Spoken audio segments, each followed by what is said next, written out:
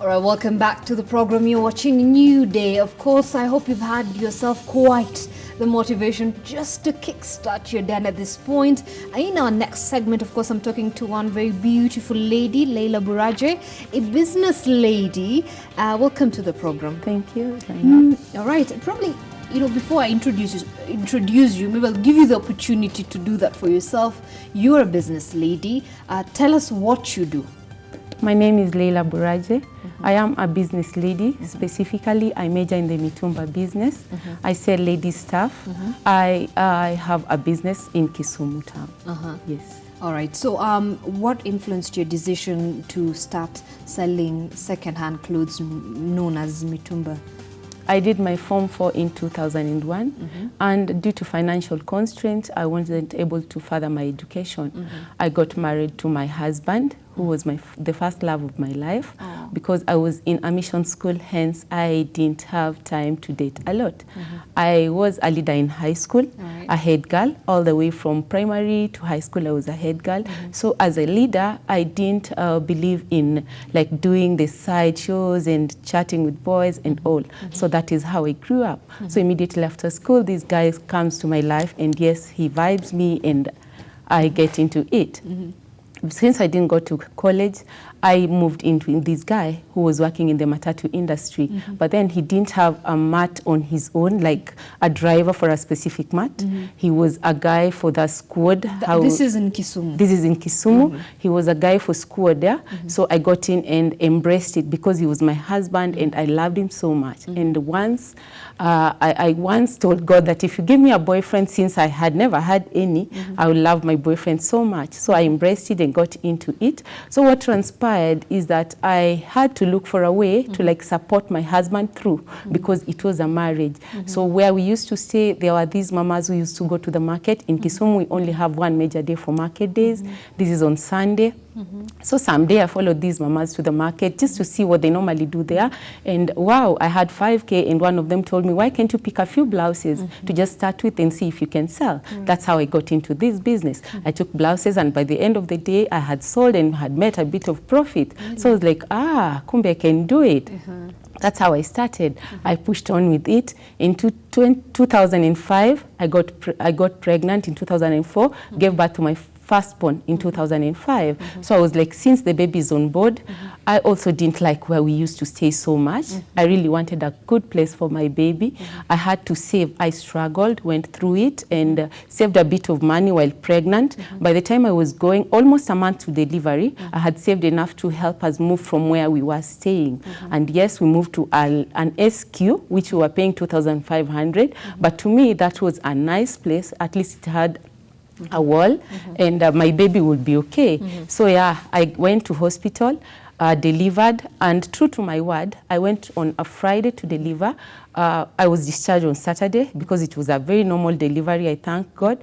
Went back home to my new house with my baby. I actually didn't go back to my old house. That's how power of positivity can push someone.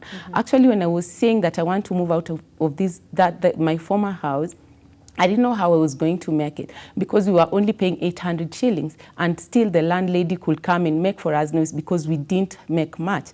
But since I opted to join a chama through the guidance of these mamas who took me to the market, the first day, the mitumba ladies, I started saving 300 shillings. And yes, per month, after 8 weeks, I could get 2,400. And yes, I saved through my pregnancy and was able to move out of this house. So basically, how many years have you been doing this business? I have doing this business for, I started doing this business in 2004 up to now. This is 2017. Yes, that long. But as I got into it, I opted to do it differently. I decided to be so disciplined because this is the only thing that I had on my table. I decided not to pity myself and put myself down. I opted to set my own goals because I looked at it like I am already a mother. and there are these friends who were my clients. I just decided to keep the right friends around me. So they could talk about insurance policies to me. One of the friends talked about SACCO to me, and immediately I gave birth. I thank a friend called Judy. She works for CIC Insurance. She really pushed me to take policy for my baby, but I kept on postponing and postponing because I didn't have much, although I had now graduated to 1,000 chama, but to me, that could not still sustain me. But she kept on bugging me until I took the policy for my baby, not because I wanted to take it, but because I wanted to impress my friend. Later now, I just discovered that now in 2008, when the family now started growing and I had my other baby, I had now learned the importance of having an insurance policy. I had now done my research, and yes, I learned that minus me in the picture, then my kids can go to school. History won't have you insured your business as well? Now, yes, I have insured my business with against CIC Insurance through Judy. The same Judy Kemunto has encouraged me through. So through my Mutumba business, having the right friends around me, I decided to set my goals. But my goals were to be realistic goals. I didn't want to set goals like which would bring me down. I never looked at those people who are ahead of me like to envy them or anything. I take life as a learning process. I always learned from them. So after I just opened policy insurance for my kids, I decided like I now needed to like probably save.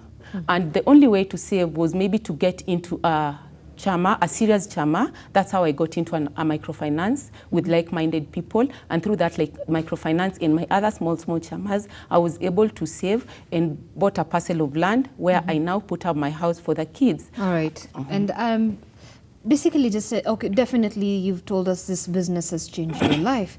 You see, most young people, when they finish school or they've graduated from college, what they do is they start seeking employment rather than taking a look at the opportunity that is there for them, that probably they would also create employment for themselves to earn their own money. So what advice would you give to young people out there who are really struggling? We have a high rate of unemployment in the country. They're looking for a job.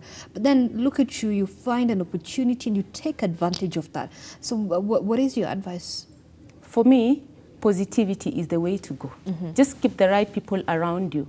Through keeping the right friends, it's through my client, friend, who told me that, yes, you can make it, Leila, you can take yourself back to school. And yes, I did. Yeah. In 2012, I took myself back to school. Right. And through my Mutumba business, I was able to pay for my school. Nice. And I have my degree in sociology. I got my first assignment with IEBC this year in January. So I have tasted both worlds. I have actually tested the world of employment and I have tested the world of informal sector. So to the youth out there, to the young mother out there, the world is vulnerable to everybody. Every other person have their issues. Kindly just stand up and do something. From Mutumba business, it's never too late to start. You can start with as little as 500 shillings. And through resilience, hard work and determination, you'll be where you want to go, so long as you set your goals straight. All right, thank you very much, Leila Buraji. Of course, quite an interesting story you have for us, and of course what you say clearly, resilience, hard work, and just keep it going, persistence as well. I think that is also very important in your work.